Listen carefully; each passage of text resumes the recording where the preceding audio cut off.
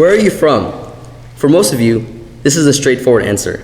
You may be used to the freezing winters of New England, playing lacrosse in the hot Florida sun, to hunting in the forests of the deep South. These are all examples of traditions, activities that you have all been exposed to since you were born. For me, this simple question is not so easy for me to answer. Today, I'm going to talk about what it is like to be a dual citizen of the United States and Korea.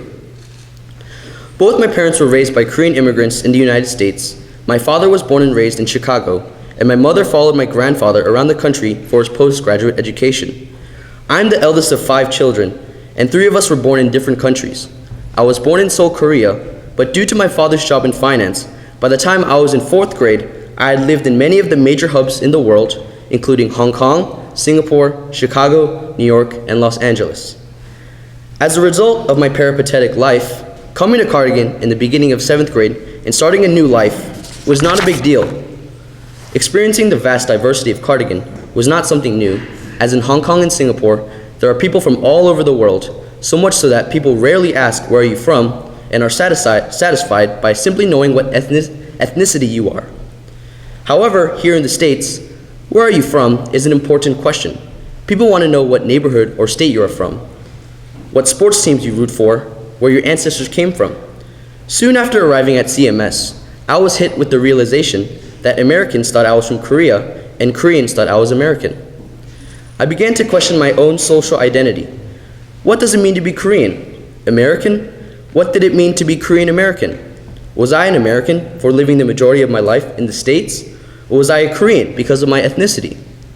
The more I thought about it, I decided I didn't have to accept this artificial and mutually exclusive social dichotomy. I had been exposed to 2 different perspectives, so why couldn't I take advantage of the strengths of both cultures? Therefore, I could pick and choose these strengths and apply them interchangeably for the most optimal solutions. For example, in Korean culture, hierarchy is very important. Elders are given the most respect and expect youngers and minors to maintain that decorum. In my case, as the eldest child of 5, I had the advantage of getting first dibs on ice cream, riding the front seat, and more. But in a situation where one may not understand the importance of social hierarchy, I can instead act upon American values, which emphasizes social equality. Being proud of who you are is being able to understand and embrace the ideals of the communities you grew up in. Having been raised under the ideals and traditions of both cultures, I identify as a Korean American without the hyphen, meaning I am both full Korean and American instead of the combo.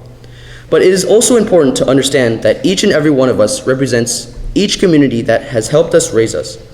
That's why I'm so happy to be part of the CMS community as well. Wherever I go in life, I will proudly say I am Korean American who has lived in Hong Kong, Singapore, Los Angeles, Chicago, and New York, and attended Cardigan Mountain School in Canaan, New Hampshire. Thank you.